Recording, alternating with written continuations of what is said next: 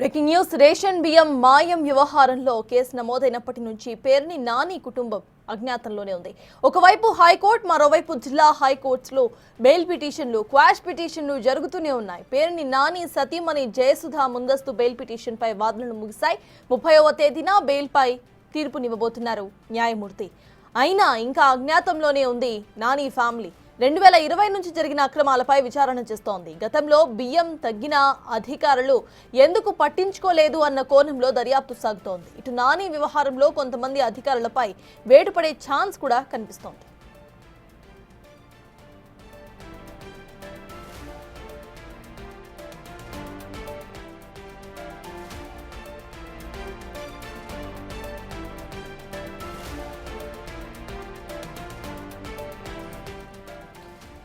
Ration బియ్యం మాయం వ్యవహారం కేసులో ఇటు అది నమోదైనప్పటి నుంచి పేరుని నాని కుటుంబం అజ్ఞాతంలోనే ఉంది.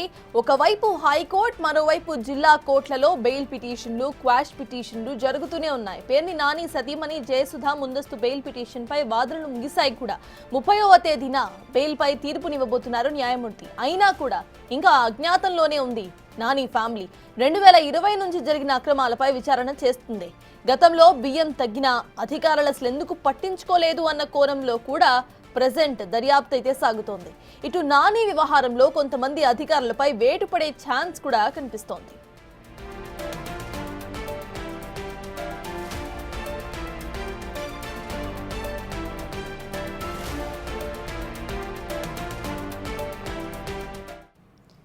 ఇదే అంశంపై పూర్తి డీటెయిల్స్ ను మా ప్రతినిధి శివ అమరావతి నుండి అందించడానికి సిద్ధంగా ఉన్నారు. శివ, చెప్పండి, కేసు నమోదైనప్పటి నుండి ఇటు పేరుని నాని కుటుంబం అజ్ఞాతంలోనే ఉంది. కనీసం ఇటు బెయిల్ పిటిషన్ ఏదైతే విచారణ ముగిసింది కాబట్టి అది చెప్పే టైంకైనా వీళ్ళు బయటకు వచ్చే అవకాశం ఉందనుకోవచ్చేమో. అసలు అప్డేట్స్ ఏంటి?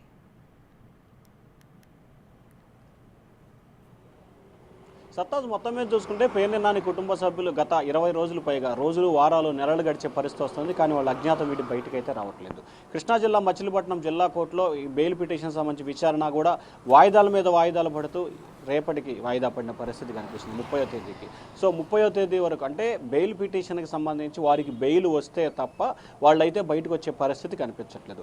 వాస్తవానికి మొదట 3800 బస్తాలు న్యాయమని చెప్పి తెలిసిన నేపథ్యంలో ఆ తర్వాత గత 20 రోజుల కాలంగా సివిల్ సప్లై శాఖ అధికారులు లెక్కలు వేసిన తర్వాత తాజాగా 7577 బస్తాలు తగ్గినట్లు కూడా ఐడెంటిఫికేషన్ చేయడం జరిగింది. దాదాపుగా 350 టన్నుల బియ్యం తగ్గినట్లు కూడా ఐడెంటిఫికేషన్ చేయడం జరిగింది.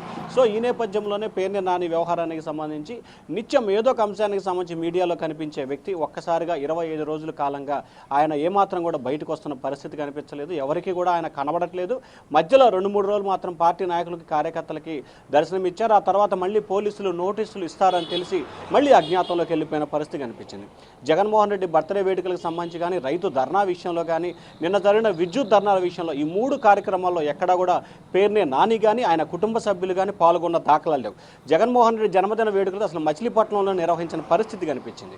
సో ఈ నేపథ్యంలోనే ప్రస్తుతం అయితే పేర్ని నాని కుటుంబ సభ్యులు అజ్ఞాతంలో ఉన్నారు. ఒకవైపు ఆయన హైకోర్టులో క్వాష్ చేయాలని చెప్పి పిటిషన్ వేస్తే ఆ పిటిషన్ కూడా డిస్మిస్ చేసింది హైకోర్టు. తాజాగా ఆయన సతీమణికి సంబంధించి బెయిల్ పిటిషన్ 30వ తేదీకి వాయిదా పడిన నేపథ్యంలో ఆ బెయిల్ పిటిషన్ వస్తే సరాసరి, లేకపోతే అప్పటి వరకు కూడా బయటకు వచ్చే అవకాశాలు అయితే కనిపించట్లేదు సత్తాస్. అంటే శివ, ఒకవేళ కనుక ఇటు బెయిల్ పిటిషన్ రాకపోతే అంటే అప్పుడు వీళ్ళు అసలు అజ్ఞాతం వీడియో వచ్చే ఛాన్సెస్ లేవని అనుకోవాలా? ఎందుకంటే ఇప్పటి వరకు వీళ్ళు కనీసం బయటకు వచ్చి మాట్లాడిన దాఖలాలే కనిపించలేదు. దీని ఎలా చూడాలి? దీన్ని ఇటు వైసీపీ నేతలు దీని గురించి ఏమైనా మాట్లాడుతున్నారా?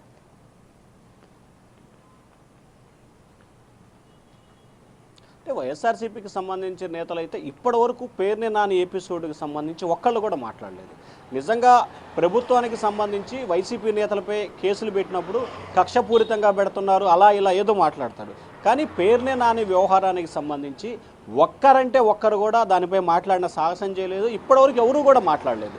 అది తప్పు జరిగిందా, తప్పు జరగలేదా, లేకపోతే బియ్యం తగ్గినాయా, తగ్గలేదా, లేకపోతే ప్రభుత్వం ఇట్లా ఏ అంశానికి సంబంధించి కూడా వైఎస్ఆర్సీపీ నేతలు ఇప్పటి వరకు కూడా స్పందించిన దాఖలాలు లేవు. పైగా ఆయన కూడా గత కొన్ని సంవత్సరాలుగా అధికారంలో ఉన్నప్పుడు కానీ ప్రతిపక్షంలోకి వచ్చినప్పుడు చంద్రబాబు, పవన్ కళ్యాణ్, లోకేష్పై నిత్యం విమర్శల వర్షాన్ని గుప్పించే పేరునే నాని ఆయనపై ఆరోపణలు వచ్చి నెల రోజులు గడుస్తున్నా ఇప్పటివరకు కూడా ఆయన నోరు మెదపలేదు. కనీసం మీడియా ముందుకు వచ్చి మాట్లాడిన దాఖలాలు కూడా కనిపించట్లేదు. ఇటు వైఎస్ఆర్సీపీ నేతలు కూడా ఆ జిల్లాకు సంబంధించిన నేతలు కావచ్చు, లేకపోతే రాష్ట్ర స్థాయి నేతలు కావచ్చు, ఎవరు కూడా ఆయనకు అనుకూలంగా ఇప్పటివరకు మాట్లాడిన దాఖలాలు అయితే కనిపించట్లేదు. సత్తాజ్. Right, thank you Shiva.